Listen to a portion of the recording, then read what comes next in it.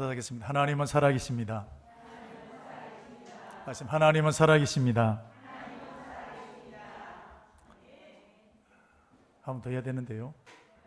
나는 하나님을 보여주는 사람입니다. 다시, 나는 하나님을 보여주는 사람입니다. 아멘. 지난 주일부터 우리가 부흥에 대해서 말씀을 나누고 있습니다. 부흥은 사람이 많아지고 재정이 넉넉해지게 되는 것, 부흥이라고 생각할 수 있습니다. 이것은 부흥의 결과지, 그러나 진짜 부흥은 마음의 변화, 영혼의 부흥이 진짜 부흥입니다. 지난 주일 우리가 보았던 모세를 보십시오. 모세 시대 때 하나님의 큰 부흥이 일어났습니다. 이스라엘 백성들이 금송아지를 섬기고 금송아지가 하나님이다 라고 섬겼던 완악한 백성들이 모세를 통해서 영적인 부흥을 경험하고 난 다음에 성막 짓는 그 일을 위해서 자신들이 그렇게 아껴두었던 재물을 날마다 아침마다 연하여 가져왔다 그랬습니다. 얼마나 많이 가져왔던 성막 공사하는 사람들이 그 일을 자기 일을 중단하고 예물을 준비한다고 그만큼 많이 가져오게 된 겁니다. 영적 부흥이 일어나게 되니까 모든 분야에 새로운 일이 일어나게 되었던 것을 볼 수 있습니다. 오늘 본문은 이제 사무엘 시대 때에도 이런 부흥이 일어나게 되었습니다. 오늘 사무엘 시대를 바라보면 이스라엘 백성들은 블레셋이라는 나라에 전쟁을 만났습니다. 그래서 엄청난 피해를 입게 되었고 어떻게 보면 최악의 상황이라고 할 수 있을 만큼 더 이상 회복이 불가능한 그런 때가 바로 이때였습니다. 자, 첫 번째 보게 되면 블레셋과 전쟁으로 4장 11절 말씀 보시면 법궤가 빼앗겼다 그랬습니다. 하나님의 궤는 빼앗겼고 그랬습니다. 법궤가 빼앗긴 겁니다. 아마 집집마다 재산 목록 제1회가 있을 것입니다. 불이 나면 어떤 일이 있어도 이것만큼 지켜야 되는 재산 목록 1호가 있습니다. 이것처럼 이스라엘 백성들에게 있어서 가장 소중한 것은 성막입니다. 지난주 우리가 보았던 모세가 영적 부흥을 일으켰을 때 아침마다 예물을 가져왔던 것, 바로 성막을 짓기 위한 것이었습니다. 그렇게 지었던 성막, 이스라엘 백성들은 그 어떤 것보다도 귀하게 여겼던 것이 성막이었습니다. 그런데 그 성막 중에서 가장 거룩한 것이 바로 지성소입니다. 거룩한 것 중에 거룩한 것이란 뜻입니다. 이 지성소는 아무나 들어갈 수 있는 게 아니라 대제사장만이 1년에 한 번 대속죄일에 이스라엘 백성들의 죄를 위해서 제사 드리기 위해서 한 번 들어가는 것이 지성소입니다. 이 지성소 안에는 뭐가 있을까요? 바로 법궤가 있습니다. 법궤에는 세 가지가 담겨져 있는데 모세가 시내산에서 받았던 10계명을 새긴 돌판, 그리고 아론의 쌍난 지팡이, 그리고 항아리를 만나를 담았던 항아리, 이 세 개가 담겨 있는 것이 법궤입니다. 좀 자세히 살펴보면 하나님께서 모세에게 시내산에서 10계명을 주셨습니다. 하나님의 능력을 말하는 것입니다. 이 세 가지 모두가 다 하나님의 놀라운 능력의 상징물입니다. 이러면 돌판에 글이 새겨진 겁니다. 그것도 하나님께서 직접 시켰던 하나님 말씀 10계명입니다. 그 돌판이 바로 10계명 그 돌판이 이 법궤 안에 들어가는 것입니다. 만나 항아리는 이스라엘 백성들이 40년을 지나는 동안에 농사 지을 땅이 어디 있겠습니까? 늘 옮겨 다녀야 되는데, 그런데 하나님 한 번도 한 끼도 그러지 아니하고 아침마다 먹을 것을 주셨는데 만나를 내리셨습니다. 즉 그 만나를 담았던 항아리를 법궤 안에 넣습니다. 그리고 세 번째는 아론의 쌍난 지팡이인데 이스라엘 백성들이 광야를 지나는 동안에 이스라엘 백성들 중에 아론이 별로 마음이 들지 않은 사람이 있었습니다. 무슨 일만 생기면 자꾸 기도하자는 겁니다. 아니 좀 시원하게 하면 좋을 텐데 답답하게 자꾸 기도하자는 겁니다. 그래서 고라라는 일당이 이 아론을 향해서 쿠데타를 일으키게 되었습니다. 이것을 들고 모세가 말합니다. 각 12지파에게 지파의 족장이 가지고 있는 지팡이를 다 가져오라 그랬습니다. 12개를 가지고 하나님의 성막에 들어가서 다음 아침이 되었을 때 어떻게 되었느냐? 11지팡이는 그대로 있는데 아론의 지팡이에게 싹이 났습니다. 지팡이는 말랐습니다. 죽은 지팡이입니다. 근데 거기 싹이 났다는 겁니다. 무슨 뜻일까요? 아론, 내가 세웠다는 겁니다. 이 세 가지, 하나님의 능력의 상징이 담겨 있는 이 세 가지가 법궤 안에 담겨 있습니다. 이런 법궤는 하나님의 능력이 나타난 것을 보관하는 것이 법궤이고 뿐만 아니라 지금도 하나님이 법궤 가운데 임하시는 것입니다. 그런데 그 법궤를 이스라엘 백성들이 블레셋 군대에 빼앗겨 버렸습니다. 이런 법궤를 빼앗겼다는 것은 하나님을 빼앗긴 것과 똑같은 것입니다. 가장 치욕스러운 것입니다. 가장 부끄러운 것입니다. 가장 모욕적인 것입니다. 블레셋과 전쟁으로 생명처럼 여기는 법궤를 빼앗겼습니다. 뿐만 아니라 4장 11절 말씀을 다시 보면 법궤뿐만 아니라 엘리의 두 아들 흠니와 비나스는 죽임을 당하였더라 그랬습니다. 흠니와 비나스는 제사장입니다. 이스라엘 군대를 블레셋 나라가 두 번 쳐들어왔는데 이 전쟁으로 3만 4천 명 되는 젊은 군인이 죽었습니다. 여러분, 전쟁이 일어나면 이스라엘 나라에는 제사장들이 법궤를 메고 전쟁터에 같이 나갑니다. 이 전쟁은 하나님의 전쟁이라는 것입니다. 자, 흠니와 비나스도 법궤를 메고 전쟁터에 나갔습니다. 근데 법궤가 빼앗겼습니다. 뿐만 아니라 법궤를 메고 왔던 제사장 흠니와 비나스도 똑같이 죽임을 당하게 되었습니다. 전쟁으로 나왔는데 법궤도 빼앗겼고 제사장도 죽게 되었고, 자, 그래서 이 소식을 성전 안에 있는 대제사장 엘리라는 사람에게 전하게 되는데 엘리는 흠니와 비나스의 아버지였습니다. 자, 엘리에게 이 사정을 쭉 얘기합니다. 엘리가 얼마나 충격을 받았는지 그대로 의자 앉았다가 넘어졌는데 어디 부딪혀서 목이 부러져서 그 자리에 적사하게 되었습니다. 전쟁으로 나만 하는 게 없습니다. 가장 신성했던 법궤가 빼앗겼고 법궤를 지켰던 제사장, 대제사장이 죽임을 당하게 되었습니다. 뿐만 아니라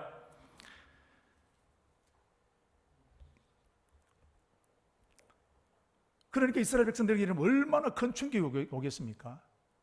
여러분, 한 가정에 가족 중에 한 사람만 세상을 떠나도 가족 전체에 큰 고통이 되는데 엘리의 가정은 세 부자가 한 날 죽었습니다.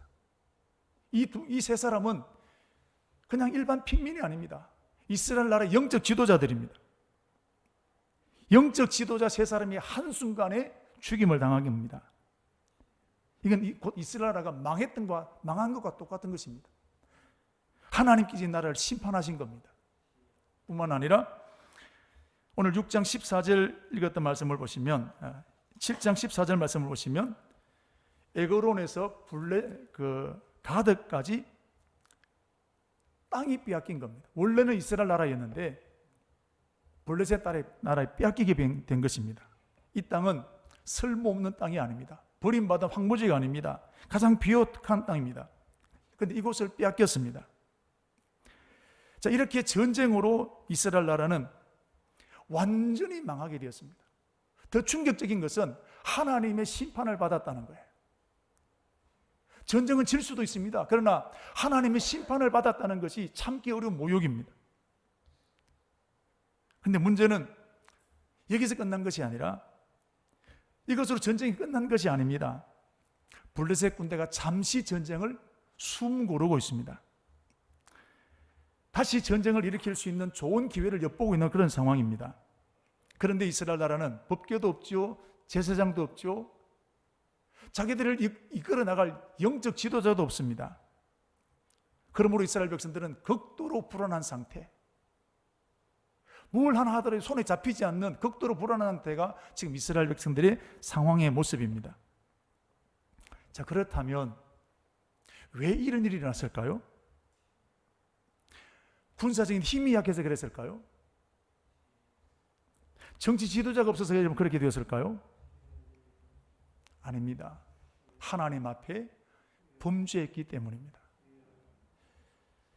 하나님이 이 전쟁이 일어나기 전에 사무엘상 2장 31절부터 34절 말씀까지 보시면 한 선지자를 보내셔서 예언하셨습니다. 보십시오. 내가 내 팔과 내 조상의 집의 팔을 끊어 내 집에 노인이 하나도 없는 날이 이르게 될 것이다. 전쟁이 오는 겁니다. 영원토록 노인이 없을 것이며 하나도 없게 하는 날이 이럴지라. 보십시오. 하나님께서 이제 이렇게 한 선지자를 세우셔서 심판을 예언하셨습니다. 뿐만 아니라 하나님은 어린 사무엘에게 사무엘상 3장 12절부터 14절 말씀 보시면 사무엘을 통해 다시 말씀하셨습니다. 보십시오. 내가 엘리의 집에 대하여 말한 것을 처음부터 끝까지 그날에 다 그에게 이루리라. 하나님은 멸망시키기 전에 이미 하나님 2차례, 3차례 여러 번 언급하신 겁니다. 하나님은 한 번 실수했다고 죽이시는 분 아닙니다. 하나님은 무자비하신 분이 아닙니다. 하나님 이렇게 심판하셨다는 것은 심판 외에 다른 길이 없다는 것입니다. 그렇다면 이스라엘 백성들이 잘못한 것이 그럼 뭘까요? 2장 12절부터 17절 말씀까지 보시면 제사장이었던 흠니와 비나스가 예배를 무시했습니다. 자, 우리 22절 말씀을 보시면 엘리가 늙었더니 그의 아들들이 온 이스라엘에 행한 일과 회막문에 수종드는 일과 동침하고 그랬습니다. 심지어는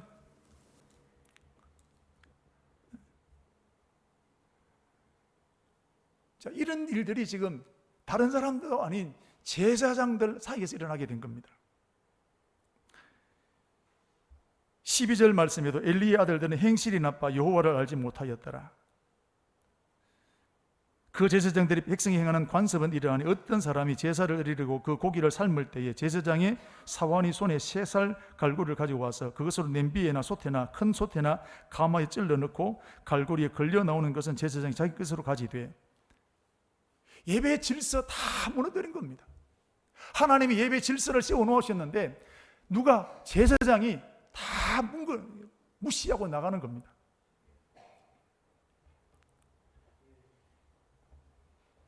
여러분, 예배를 무시한 것은 하나님을 무시한 것과 똑같습니다. 그런데 어쩌다가 실수로 이렇게 한 것이 아니라 습관적으로 한 거예요. 하루 이틀이 아닙니다. 우리 말은 습관이지 않겠습니까? 늘 욕하는 사람, 늘 원망하는 게 습관이 된 사람들도 여러분 우리 주변에 있단 말이죠. 오늘 이 흠니와 비나스가 예배하는데 이런 예배를 날마다 때마다 드리는 거예요.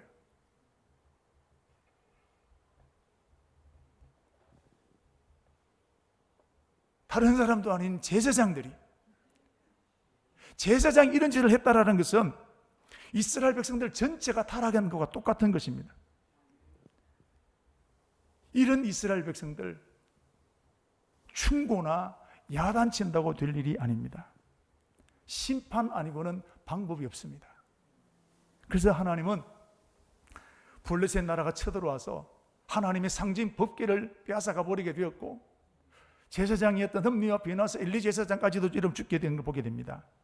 하나님은 이 강대국이었던 블레셋이라는 나라를 통해서 이스라엘 백성들을 철저히 심판하시게 되었던 것입니다. 이렇게 이스라엘 백성들은 완전히 절망 속에 빠졌습니다. 희망이 보이지 않습니다. 하나님 앞에 버림받고 심판을 받게 되었습니다. 자, 그런데 이런 위기에 빠져 있는 이스라엘을 회복을 시키고 회복을 넘어서 부흥을 일으킨 사람이 있습니다. 바로 사무엘입니다. 사무엘은 블레셋을 해결할 수 있는 군사 전문가가 아닙니다. 군사 전문가로 이 문제는 해결할 수 있기가 굉장히 어려운 일인데, 사무엘은 군사 전문가가 아닙니다. 제사장입니다. 예배드리는 일을 섬겼던 사람입니다. 목사가 나가서 여러분 어떻게 전쟁하면 싸워서 이길 수 있겠습니까? 제사장이 어떻게 이 블레셋 군대를 이길 수 있겠습니까? 과연 사무엘은 이 풀리지 않는 이 문제 어떻게 해결하게 되었을까요? 이웃 나라 가서 이런 무기를 빌려왔을까요? 강대국 힘을 빌려오게 되었을까요? 오늘 읽었던 7장 우리 3절 4절 말씀을 보시면 사무엘은 이렇게 말을 합니다. 너희는 바알과 아스타로스를 섬기는 모든 우상들을 제거하라 그랬습니다. 이게 처방이라고 내놓았습니다. 누구도 생각지 못했던 일입니다. 뜻밖의 방법입니다. 경우에 맞지 않는 것처럼 보입니다. 그런데 사무엘은 왜 이렇게 했을까요? 사람들에게 물어보면 이거 여러분 잘못된 말도 안 되는 얘기를 합니다. 그런데 오늘 사무엘은 이것이 대안이라고 내놓은 겁니다. 왜 사무엘은 말도 안 되는 이런 일을 수습책이라고 내어놓게 되었을까요? 사무엘은 이 문제를 군사적인 문제로 보지 않았습니다. 사무엘은 이 문제를 영적인 문제로 보았던 것입니다. 이스라엘 백성들은 하나님의 선택받은 성민입니다. 하나님은 분명히 십계명을 통하여서 법궤 속에 있는 십계명에서 말씀하시기를 나 외에 다른 신을 섬기지 말라, 어떤 우상도 만들지 말라라고 분명히 말씀하셨습니다. 그런데 지금 그들은 바알을 섬기고 있고 아스타로스를 섬기고 있다는 사실입니다. 하나님이 가장 역겨워하는 짓을 법궤를 가지고 있는 그들이 버젓이 행하고 있는 것이 이스라엘 백성들이었습니다. 그러므로 사무엘이 보았을 때 문제의 핵심은 바로 우상 숭배였던 것입니다. 왜 망했냐? 우상 숭배였기 때문에 망하였다는 것입니다. 그래서 블레셋에서 벗어나기 위해서 가장 먼저 해야 할 일은 우상 숭배인 아스타로스를, 바알신을 제거하는 것입니다. 두 번째 내놓았던 처방은 5절 6절에 나오는데 미스바 광장에서 모여서 금식 기도하게 했습니다. 자, 그럼 우리가 금식 기도할 때는 무엇을 위해서 금식 기도하게 되겠습니까? 하나님, 블레셋 군대를 물리치게 해주십시오. 그럼 그렇게 기도할까요? 우리는 보통 기도할 때 해결책을 위해 기도해달라 합니다. 이 문제, 물질의 문제를 해결하시고 저 사람 문제 해결하시고. 오늘 금식 기도하는데 능력을 달라고 여러분 기도한 게 아닙니다. 우상 숭배했던 자신들의 죄를 뉘우치기 위해서 금식 기도하게 된 것입니다. 여러분, 우리가 기도하는 사람들이지만 나의 죄를 회개해서 기도하는 사람들은 별로 없습니다. 다 능력을 달라고, 힘을 달라고, 문제를 해결할 수 있는 힘을 달라고 기도하지 내 잘못을 회개하고 금식하는 사람들은 별로 없다는 것입니다.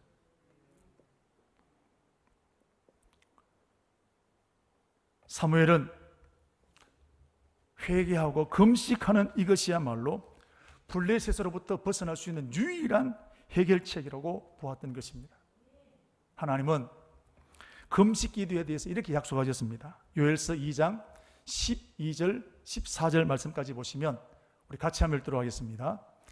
여호와의 말씀에 너희는 이제라도 금식하고 울며 애통하고 마음을 다하여 내게로 돌아오라 하셨나니 너희는 옷을 찢지 말고 마음을 찢고 너희 하나님 여호와께로 돌아올지어다.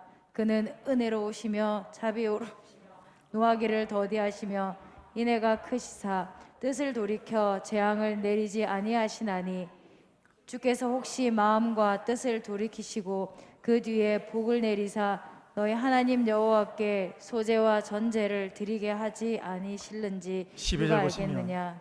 이제라도 늦었다고 생각되는 지금이라도 옷을 찢지 말고 마음을 찢어서 금식하면 하나님이 길을 도리시겠다는 겁니다. 이게 금식 기도의 능력입니다. 기도하면 하나님이 바꾸시겠다는 거예요. 금식하고 곡기를 끊고 하나님의 부르짖어 기도하면 하늘 문을 여시겠다는 겁니다. 뜻을 돌이키시겠다는 것입니다. 근데 지금 이스라엘 상황들을 보십시오. 금식할 상황입니까? 앞에는 블레셋 군대가 지금 호시탐탐 노리고 있습니다. 이때 금식한다는 것은 나를 통째로 잡아가세요라는 거 똑같은 겁니다. 우리나라에 지금 만약 여론조사하면 뭐라 할까요? 금식기도 찬성이 많을까요? 반대가 많을까요? 한 표도 안 나올 수 있는 상황입니다. 그런데 사무엘은 금식한다고 했습니다. 위험한 걸 몰랐을까요? 세상 물정 몰라서 그랬습니까? 왜요? 이 문제는 영적인 문제라는 거예요. 여러분, 병에 걸렸으면 원인을 진단해야 됩니다. 원인을 찾아야 치료할 수 있습니다. 제가 추석 전에 건강검진을 해보니까 간 수치가 한 20배 정도가 높았어요. 30이 정상인데 630 얼마 나왔어요. 저는 아무런 정상이 없습니다. 그래서 검사하니까 도대체 원인이 뭔지를 모르는 겁니다. 그래서 한 달에 한 번씩 병원에 가서 이제 치료받기로 했습니다만 원인을 알아야 치료할 수 있습니다. 모세가 아말렉과의 전쟁을 만났습니다. 전쟁을 만나면 싸워야 됩니다. 그런데 모세는 그때 산으로 올라가서 기도합니다. 왜요? 이 전쟁은 눈에 보이는 전쟁이 아니라 영적인 문제가 핵심이라는 거예요. 사랑하는 우리 성도 여러분, 오늘 저와 여러분들은 사무엘의 영성을 가져야 합니다. 내게 일어나는 모든 문제를 영적인 눈으로 바라보는 눈을 가져야 될 줄로 믿습니다. 여러분의 사업의 문제가 사업의 문제입니까? 영적인 문제입니까? 여러분이 사람이 미워지고 원망하고 불평이 생기는 것 사람의 문제입니까? 영적인 문제입니까? 직장의 문제가 직장의 문제입니까? 영적인 문제입니까? 질병의 문제가 질병의 문제입니까? 영적인 문제입니까? 여러분에게 일어나고 있는 크고 작은 문제가 눈에 보이는 그 문제가 진짜 문제입니까? 영적인 문제가 진짜 문제입니까? 우리나라의 정치적인 문제가 여러분 그것이 문제입니까? 영적인 문제입니까? 그 속에 하나님의 분명한 의도와 계획이 있다는 사실입니다. 이것을 볼 수 있는 눈을 가지는 게 여러분 영적인 눈입니다. 그래서 영적인 문제로 보는 사람만이 기도할 수 있게 되는 것입니다. 저는 우리 사랑하는 청강에 있는 모든 저와 여러분들이 이런 눈을 가지게 되기를 축복합니다. 특별히 교회에서 일어나고 있는 모든 일들은 영적인 눈으로 봐야 됩니다. 올해 우리 교회는 40주년을 맞이했습니다. 여기까지 오는 동안에 이름도 없이 빛도 없이 수고한 사람들이 많이 있습니다. 이분들 때문에 우리 교회가 여기까지 오게 된 것입니다. 그러나 우리 교회 여기까지 오는 동안에 적지 않은 갈등들이 많이 있었습니다. 저 사람은 없으면 해결될 것 같았는데 여러분 그 사람이 없으면 해결될까요? 또 다른 사람이 나와서 문제하는 겁니다. 그러므로 교회의 문제는 사람의 문제가 아니라 영적인 문제입니다. 마귀의 문제입니다. 그래서 에베소 6장 12절 우리의 씨름은 혈과 육을 상대하는 것이 아니라 통치자들과 권세들과 이 세상의 어둠의 주관자들과 하늘에 있는 악의 영들을 상대함이라. 할렐루야. 저는 목회하면서 이 에베소 6장 12절 말씀을 절실히 깨닫게 되었습니다. 옛날 우리 어르신 목사님들이 영적 싸움이야 알기는 알았는데 그 몰랐습니다. 저는 목회를 하면서 착하면 될 줄 알았습니다. 근데 목회를 해보니까 착해서 되는 게 아니더라고요. 저는 참으면 될 줄 알았습니다. 참아서 될 일이 아니더라고요. 그러다가 제가 지쳐나가 떨어지는 겁니다. 목회에 대한 의욕이 다 사라집니다. 목사가 목회를 그만둬야 될 만큼 심각한 번아웃 상태를 제가 만났습니다. 그래서 산기도를 했습니다. 하면서 깨닫게 된 것은 목회는 영적인 힘이 있어야 된다.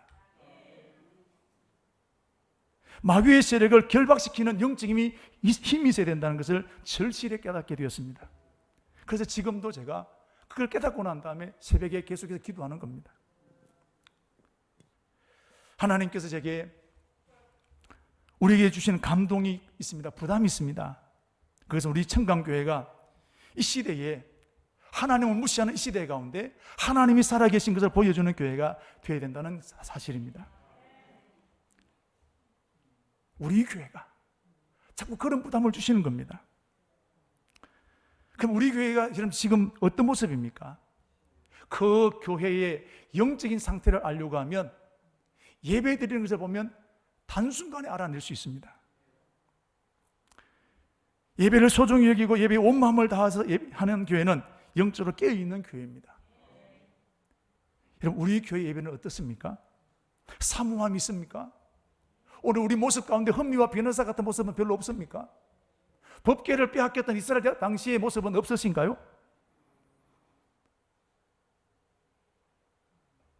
예배를 무시하는, 예배를 습관처럼 드리게 되고 예배를 하찮게 여기게 되고 빨리 해치워야 되는 숙제처럼 여기는 사람들이 없으신가요? 하나님 대신 물질이 주인이 되어버린 모습은 없으신가요?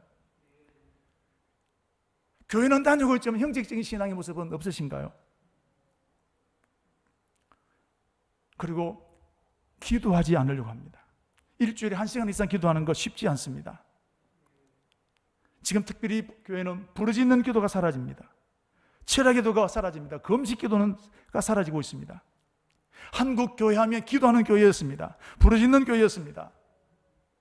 한국에 있는 유명한 좋은 전통 하나가 주여 삼창입니다. 주여 주여 주여. 남미나 인도네시아나 있는 목사님들 여기 와서 한국 교회에 와서 이거 배우고 갔습니다. 그 통성 기도할 때 영어로는 로드 로드 로드 하는데 그래서 영감이 안 온답니다. 그래서 그들이 뭐 한글도 모르면서 주여 세 번 외치는 겁니다. 좋은 전통을 교회가 수출하게 됐습니다. 그런데 한국 교회는 정작 기도가 식어지고 있다는 사실입니다. 지금 한국 교회는 분명 위기입니다. 그런데 하나님은 이런 위기에 빠진 한국 교회를 다시금 깨우려고 하시는 겁니다. 제 마음에 우리 청강교회가 그런 교회가 되기를 원하시는 겁니다. 우리 교회가 주님의 재림을 준비하는 교회가 되어야 될 줄로 믿습니다. 거룩한 부담이 생기는 겁니다. 이것만 생각하면 가슴이 뜨거워집니다. 제가 지난주에 말씀을 드린 것처럼 우리 교회는 대한민국을 교회를 책임질 만한 능력이 있는 교회 아닙니다. 그러나 한 가지는 우리 교회는 우리가 책임지면 되는 것입니다. 저는 목사입니다. 저에게 맡겨진 사랑 청강교회를 책임지면 제 목회 사명을 다하는 것입니다. 그래서 9가지 기도 제목 중에 첫 번째가 예배의 회복과 예배의 부흥이 일어나게 달라고 기도하는 것입니다. 저는 이렇게 기도합니다. 하나님, 예배를 통해서 하나님을 만나게 하시고 예배를 통해서 하나님의 음성을 듣게 하시고 예배를 통해서 성도들의 문제가 해결되어지게 하시고 예배를 통해서 병이 고침받게 하시고 예배를 통해 하나님이 살아계신 역사를 체험하게 해달라고 저는 지금도 새벽마다 기도합니다. 예배의 부흥이 일어나게 하십시오. 저는 능력이 없습니다. 그래서 기도합니다. 아무런 일이 일어나지 않았습니다. 그런데 올해 하나님께서 이런 하나님의 역사를 보여주셨습니다. 첫 번째는 진입로 문제 해결입니다. 아직까지 해결되지 않았지만 이미 행정 도면상으로는 다 해결되어졌습니다. 물질도 1억 가까이가 모아졌습니다. 주인의 마음이 바뀌면 얼마든지 해결될 수 있는 상황까지 나와갔습니다. 두 번째는 지난 7월 달부터 8주 동안 연속해서 하나님 새 가족을 보내셨습니다. 특별히 감사한 것은 우리 교회 성도들이 다시 돌아왔다는 사실입니다. 그리고 지난주까지도 3주 동안 지난주까지 계속해서 하나님 또 보내셨습니다. 우리 교회를 보십시오. 담임 목사가 바뀌었습니까? 장로님들이 바뀌었나요? 어떻게 여러분 이런 일이 일어나고 있을까요? 이게 여러분 우연이겠습니까? 기도할 때 기도가 익으면 하나님이 일하시는 것입니다. 올해 이 맛을 보여주셨습니다. 기도하면 하나님이 일하신다. 사람은 그 사람인데 우리 교회보다 더 좋은 게 얼마나 많은데 하나님 보내시는 겁니다. 왜 오셨어요, 여러분들이? 보내시니까 오신 거예요. 우리도 몰라요. 여러분, 우리 교회가 이런 사랑이 넘치는 교회가 되기를 원하십니까? 원망과 불평이 넘치는 교회가 되기를 원하십니까? 그럼 저절로 되지 않습니다. 어떻게 하면 될까요? 마귀의 세력을 꺾어야 합니다. 마귀는 어떻게 하든지 교회를 자꾸 갈등 속으로, 분쟁 속으로, 원망 속으로 끌고 가는 겁니다. 이 마귀를 꺾어버려야 됩니다. 어떻게 하면 될까요? 기도하면 마귀는 꺾이는 것입니다. 누가 기도해야 될까요? 저는 그 말에 항상 씁니다. 영적인 문제로 보는 사람만이 기도하는 겁니다. 이게 진짜 영적인 문제다 라고 깨달아진 사람이 기도하는 겁니다. 사무엘이 이렇게 금식하며 기도했습니다. 어떻게 되었을까요? 기적이 일어났을까요? 7절 말씀을 보시면 이스라엘 자손이 미스바에 모였다함을 듣고 블레셋 사람들이 듣고 그들이 방백들이 이스라엘을 치러 올라온지라 온 이스라엘 자손들이 블레셋 사람들을 두려워하여 그랬습니다. 아니 금식 기도했는데 하나님 나서서 해결하셔야 되는데 금식 기도했는데 오히려 블레셋 군대가 쳐들어온 거예요.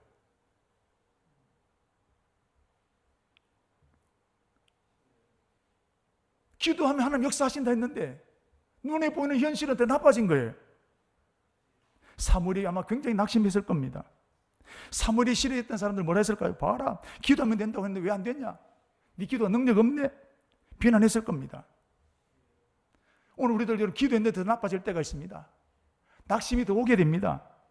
자, 그렇다면 왜 이렇게 되었을까요?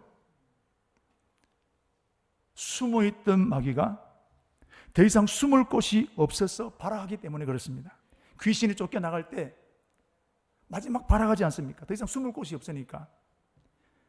오늘 이스라엘 백성들이 금식하며 기도하게 되니까 이 블레셋 군대가 숨어있던 블레셋이 한꺼번에 다 나오는 겁니다. 여러분, 교회가 기도하면 교회 안에 숨어있던 모든 마귀 세력들이 다 드러나게 되는 겁니다. 그래서 기도하면 더 시끄러워질 수 있습니다. 자, 그럼 이제 전쟁이 일어났습니다. 이스라엘 백성들은 어떻게 했을까요? 자, 8절 9절 말씀. 하나님 앞에 번제를 드려서 부르짖어서 하나님 앞에 기도했다 그랬습니다. 이럴 때 뭐 했을까요? 겁먹지 말고 더 기도하게 되었다는 것입니다.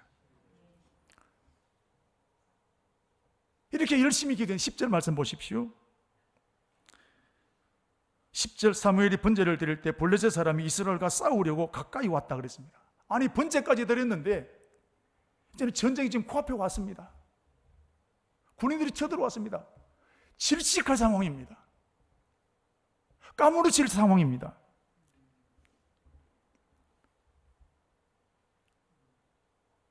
그 다음 어떻게 됐을까요?